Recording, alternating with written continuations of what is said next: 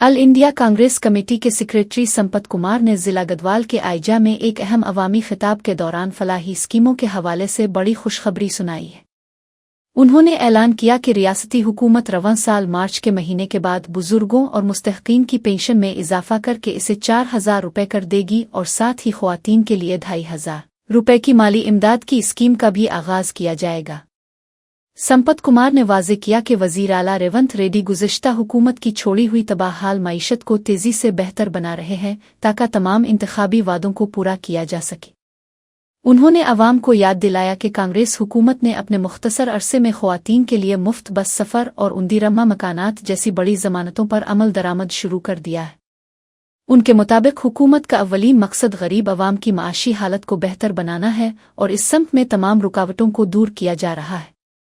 इस बयान के बाद मकामी सतह पर अवाम में खुशी की लहर दौड़ गई है और पेंशनर्स अपनी बढ़ी हुई रकम का बेसब्री से इंतजार कर रहे हैं।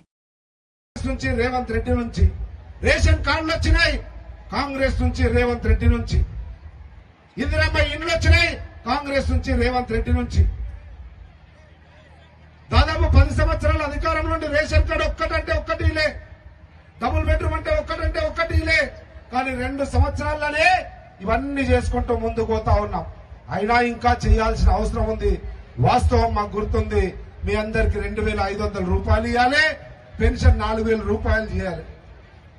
మీ అమ్మ నీవెట్లయితే నీ భర్త సంపాదించిన ఆక్సంచులో పెట్టుకొని రూపాయి జమ చేసి ఎట్లయితే సంసారాన్ని నడుపుతావో అట్లే ముఖ్యమంత్రి రేవంత్ రెడ్డి అయ్యేటప్పుడు చిల్లి గవ్వలేదు, రాష్ట్రంలో 10 రూపాయలు కూడా లేవు, మొత్తం బుక్కేసిండ్రు, తినేసిండ్రు, మింగేసిండ్రు, ఆస్తులు సంపాదించుకున్నారు, కానీ అభివృద్ధి చేయలే, గల్లపెట్ట ఖాళీ అయింది।